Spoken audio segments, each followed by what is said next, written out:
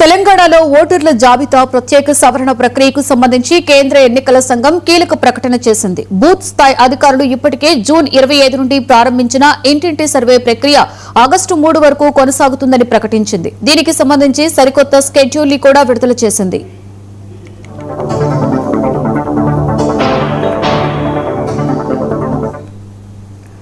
తాజా ఉత్తర్వుల ప్రకారం ఆగస్టు 10న రాష్ట్ర వ్యాప్తంగా ఓటర్ల ముసాయిదా జాబితా అధికారికంగా విడుదల కానుంది.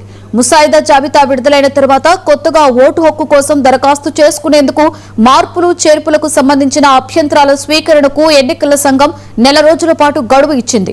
ప్రజలు ఆగస్టు 10 నుండి సెప్టెంబర్ 9 వరకు తమ దరఖాస్తులను సమర్పించే అవకాశం కల్పించారు. ప్రజల నుండి వచ్చే అభ్యంతరాలకు సంబంధించిన నోటీసుల జారీ, వాటి పూర్తి స్థాయి పరిష్కార ప్రక్రియను ఆగస్టు 10 నుండి అక్టోబర్ 8 వరకు అధికారులు పూర్తి చేయవలసి ఉంటుంది. ఆ ప్రాసెస్ అంతా ముగిసిన తర్వాత తుది ఓటర్ల జాబితాను అక్టోబర్ 12న అధికారికంగా ప్రకటించనున్నారు.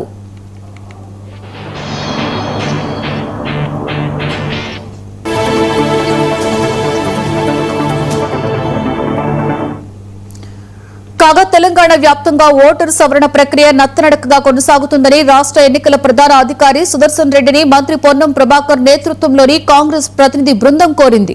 మరొకవైపు ప్రధాన ప్రతిపక్షం బీఆర్ఎస్ కూడా ప్రజలకు కొన్ని ప్రాంతాలలో ఇంకా ఎన్యూమరేషన్ ఫారాలు కూడా అందలేదు అంటూ రాష్ట్ర ఎన్నికల సంఘం దృష్టికి తీసుకువెళ్లగా వారు కేంద్ర ఎన్నికల సంఘానికి అభ్యర్థులను పంపారు. ఈ క్రమంలోనే స్కెడ్యూల్ ప్రకారం తెలంగాణలో ఎస్ఐఆర్ గడువు జూలై 24 వరకు ఉండగా తాజాగా రాజకీయ పార్టీల అభ్యర్థుల మేరకు గడువుని ఆగస్టు 3 వరకు పొడిగిస్తూ కేంద్ర ఎన్నికల సంఘం ఉత్తర్వులు జారీ చేసింది.